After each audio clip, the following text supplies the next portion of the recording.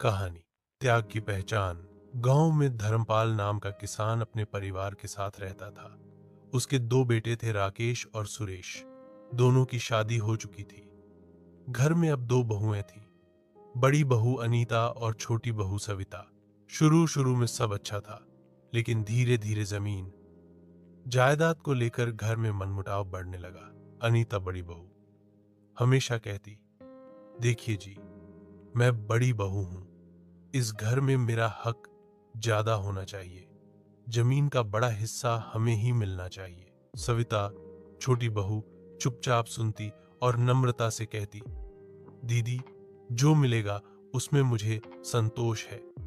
घर का सुख शांति सबसे बड़ी संपत्ति है।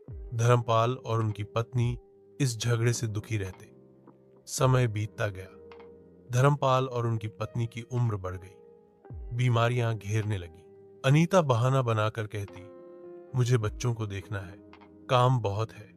माँ, बाबूजी की सेवा मैं नहीं कर सकती। वहीं सविता रात रात भर जागकर सास ससुर की सेवा करती, दवा देती, खाना खिलाती और उनके पैरों की मालिश करती। सास कई बार रोकर कहती, बेटी, तू तो हमारी अपनी संतान से भी बढ़कर निकली। एक दिन धर्मपाल की तबीयत बहुत बिगड़ गई।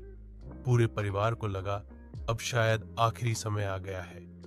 उन्होंने सबको पास बुलाया और कहा, हमने सारी जिंदगी मेहनत करके इस घर और जमीन को संभाला।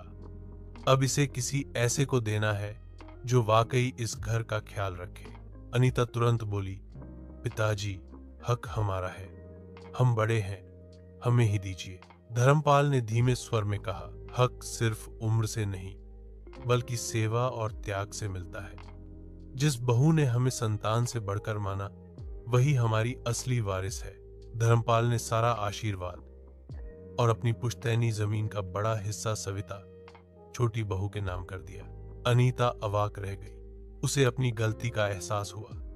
आंसू भरकर बोली, मैंने हमेशा लालच किया, लेकिन असली बहू तो सविता ही है, जिसने अपने त्याग से सबका दिल जीता। सविता ने हाथ जोड़कर कहा, दीदी, ये सब मेरा नहीं, पूरे परिवार का है। लेकिन याद रखिए, परिवार सेवा और प्यार से चलता है, लालच से नहीं। उस दिन से घर में शांति लौट आई। अनीता ने अपने स्वभाव को बदला और दोनों बहुएं मिलकर घर संभालने लगी। एहे दोस्तों, तो इस कहानी से हमने यह संदेश मिला कि बड़ी छोटी का हक सेवा और त्याग से तय होता है। लालच से परिवार टूटता है, त्याग से परिवार जुड़ता है।